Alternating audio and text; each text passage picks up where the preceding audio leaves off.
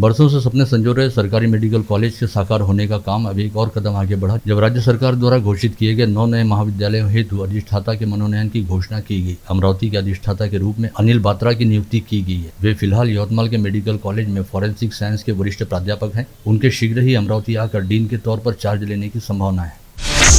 अमरावती के प्रस्तावित medical college के अधिष्ठाता के रूप में अनिल बात्रा की नियुक्ति की घोषणा सरकारी अध्यादेश द्वारा किए जाने के साथ ही स्थापना व टीचिंग स्टाफ की नियुक्ति होने वाली है। जानकारों द्वारा आज दोपहर मंडल न्यूज से चर्चा में बताया गया कि सिविल अस्पताल यानी इरविन व जिला स्तरीय अस्पताल यानी डफरीन को मेडिकल कॉलेज हेतु देने से अब जिला शल्य चिकित्सक डीन के मातहत होंगे और उन्हें गाँव देहात की स्वास्थ्य सेवाओं का जिम्मा संभालना पड़ेगा। तथापि विशेषज्ञों ने अभी भी इसी वर्ष से मेडिकल कॉलेज में प्रवेश की संभावना पर शंका जताई है।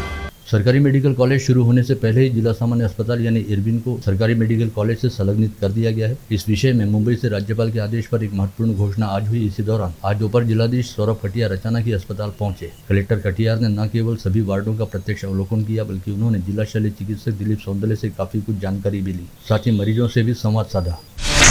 शिव प्रतिष्ठान हिंदुस्तान के संस्थापक प्रमुख संभाजी भिड़े के नाम पर राजापेट पुलिस ने अपने समक्ष पेश होने के लिए पहली नोटिस जारी कर दी है। यदि पहली नोटिस मिलने के बाद भी संभाजी भिड़े द्वारा पुलिस के सामने उपस्थित होकर अपना बयान दर्ज नहीं कराया जाता है तो उनके नाम पर और 2 नोटिस जारी की जाएंगी और इसके बावजूद भी संभाजी भिड़े की प्रत्यक्ष पेशी नहीं होने पर उनके नाम पर अदालत से पकड़ वारंट जारी करवाया जाएगा। ऐसी जानकारी राजापेट पुलिस स्टेशन की थानेदार सीमा दातलकर द्वारा दी गई है। पुलिस के रुख को देखते हुए स्पष्ट हो रहा है कि पुलिस इस मामले को काफी गंभीरता से ले रही है।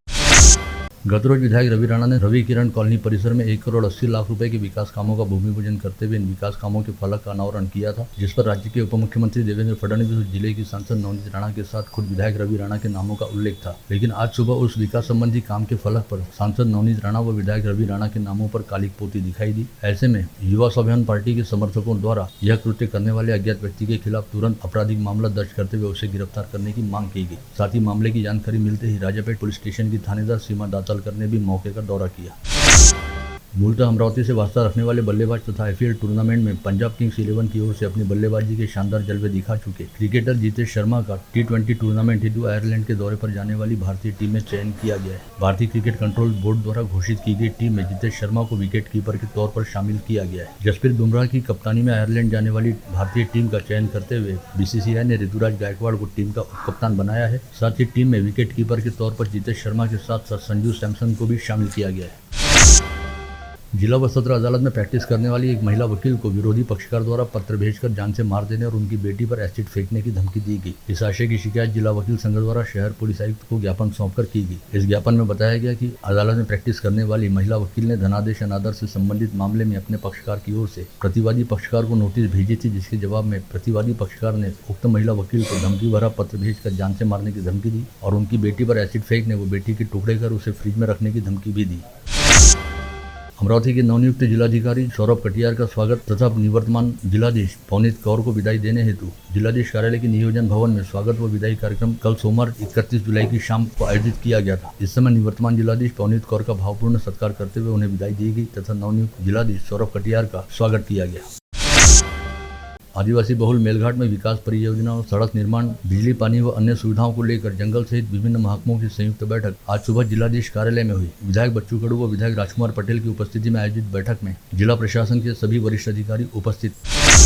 राष्ट्रवादी कांग्रेस पार्टी के प्रदेश उपाध्यक्ष संजय खोड़के व उनकी टीम ने कमेला ग्राउंड परिसर का निरीक्षण करते हुए मनपा की खाली पड़ी जगह को उपयोग में लाए जाने के संदर्भ में विचार विमर्श किया। साथ ही स्थानीय लोगों के सुझाव को गंभीरता से लेते हुए संजय खोड़के ने आश्वासन दिया कि आने वाले दिनों में मनपा अधिकारियों से विचार विमर्श करते हुए इस परिसर में इस स्थान पर सरकारी स्कूल खोलने के बारे में गंभीरतापूर्वक विचार किया जाएगा। शिवचंद राय झुंझुनवाला चैरिटेबल ट्रस्ट ने मधुसूदन झुंझुनवाला छात्रावास स्थापित करने की घोषणा की है। छात्रावास के संचालन का दायित्व श्री महाराजा अग्रसेन बहुउद्देशीय शिक्षा संस्था संभालेगी। इस छात्रावास की प्रवेश क्षमता 50 है, जिसमें जिले एवं आसपास के गांवों से राजस्थानी समाज के अमरावती में पढ़ने हेतु आ रहे छात्रों को प्रवेश दिया जाएगा। प्रवेश प्रक्रिया जारी रहने की जानकारी संस्था के अध्यक्ष अशोक नरेडी व सचिव गिरीश जालान द्वारा दी गई है।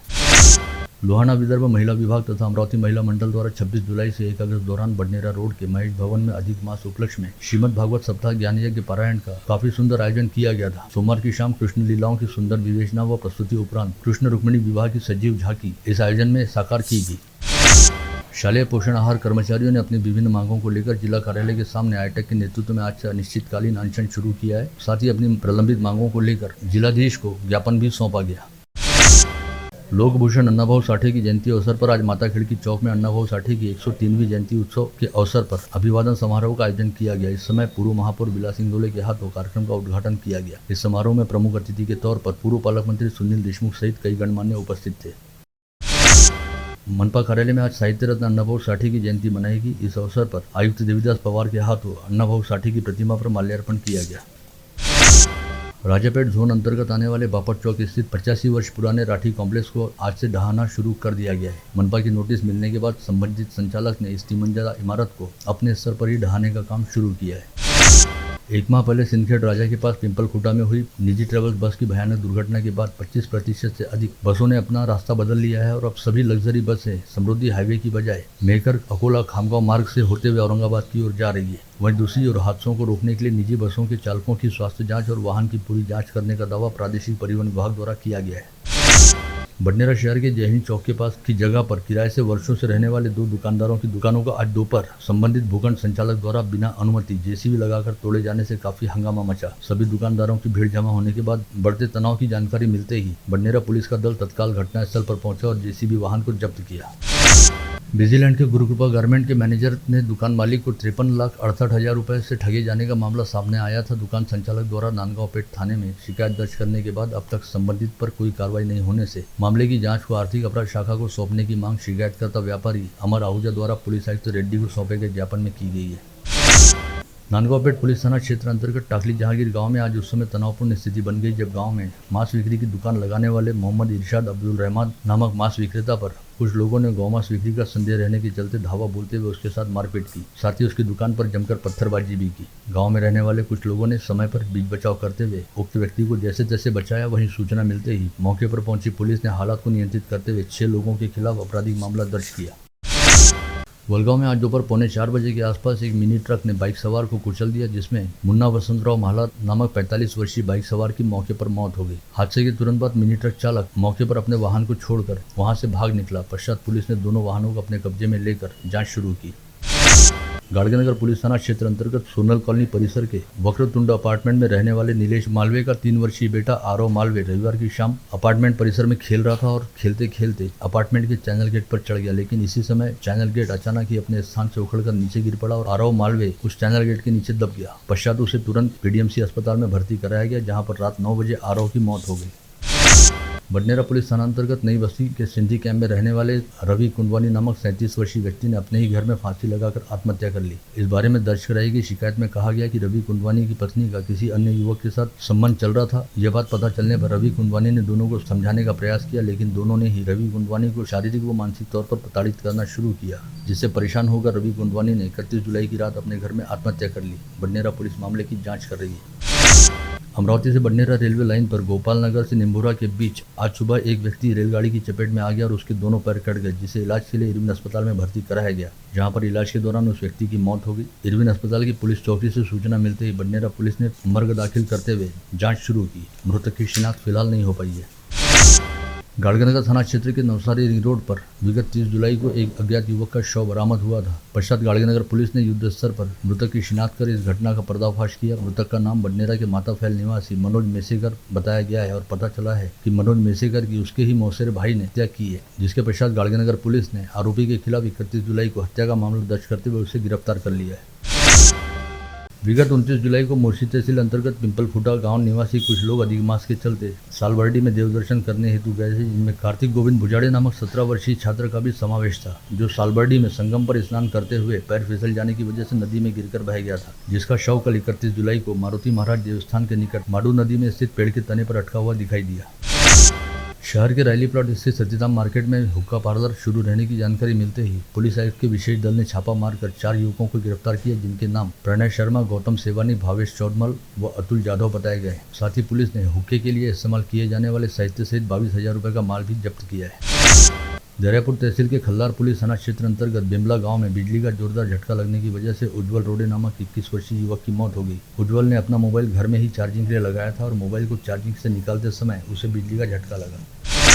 कल सोमवार 31 जुलाई की शाम 7 बजे के आसपास धामनगांव तिवरा मार्ग पर रास्ते के किनारे खड़े पिकअप वाहन से तेज रफ्तार दोपहिया वाहन जाकर भिड़ गया। इस हादसे में दोपहिया पर सवार 3 में से एक युवक की मौके पर ही मौत हो गई, वहीं अन्य 2 गंभीर रूप से घायल हुए, जिन्हें इलाज के लिए अस्पताल में भर्ती कराया गया है। मोर्शी तहसील के रेडवा से गणेशपुर के दौरान टाटा मैजिक मालवाहक वाहन व मोटरसाइकिल के बीच हुई टक्कर के चलते दुपहिया पर सवार 3 लोग गंभीर रूप से घायल हो गए, जिन्हें इलाज के लिए अमरावती के जिला सामान्य अस्पताल में भर्ती कराया गया। तीनों घायलों में से पृथ्वीराज चौहान नामक व्यक्ति की स्थिति चिंताजनक बताई जा रही है। धारणी शहर के मेन रोड पर स्टेट बैंक के सामने स्थित Radhika machinery and auto parts नामक दुकान में 30 जुलाई को तड़के शॉर्ट सर्किट की वजह से अकस्मात भीषण आग लग गई, जिसके चलते देखते ही देखते यह पूरा प्रतिष्ठान जलकर खाक हो गया। इसी प्रतिष्ठान के ऊपर दुकान के मालिक ब्रजेश गुप्ता का घर भी है, जहां पर घटना के समय ब्रजेश गुप्ता अपनी पत्नी और 2 बच्चों के साथ गहरी नींद में सोए हुए थे, लेकिन आग की लपटें दिखाई देते ही उन्होंने अपने पूरे परिवार को बचाते हुए ऊपरी मंजिल से जैसे तैसे नीचे पहुंचकर सबकी जान बचाई। अचलपुर तहसील के सावला दातुरा में चोरों ने एक घर को निशाना बनाकर 50,000 रुपये नगद सहित सोने चांदी के आभूषण चुरा लिए। यह चोरी टीकाराम प्रजापति नामक ईंट उत्पादक व्यवसायी के घर पर हुई है, जो अपने पूरे परिवार के साथ विगत 26 जुलाई को उज्जैन गए थे और सोमवार को अपने घर लौटे तो उन्हें अपने घर का दरवाजा टूटा हुआ दिखाई दिया। हिंगोली जिला परिषद में किसी काम के लिए आए भाजपा युवा मोर्चा के जिलाध्यक्ष पप्पू चौहान पर आज दोपहर 3 बजे के दौरान 2 लोगों ने गोलियां चलाई। हमलावरों द्वारा दागी गई 4 गोलियों में से 2 गोलियां चौहान के पीठ में लगी हैं। बुरी तरह घायल पप्पू चौहान को इलाज के लिए अस्पताल में भर्ती कराया गया है। वर्धा जिला अंतर्गत हिंगन घाट में एक सब्जी विक्रेता को टमाटर के बकाया पैसे मांगना भारी पड़ गया, जब एक व्यक्ति ने सब्जी विक्रेता को चाकू मार दिया। पता चला है कि शुभम टामटे नामक व्यक्ति की सब्जी की दुकान है और उसने विलास सुरटकर को 4 कैरेट टमाटर बेचे थे, जिसके पैसे विलास ने बाद में देने की बात कही थी, लेकिन टमाटर के पैसे नकदी मांगने पर चिढ़कर आरोपी विलास ने शुभम को चाकू मार दिया। आप देख रहे थे मंडल न्यूज बुलेटिन। हमारे चैनल को लाइक करें, शेयर करें और हाँ, सब्सक्राइब करना ना भूलें। कल होगी आपसे फिर मुलाकात, तब तक के लिए धन्यवाद।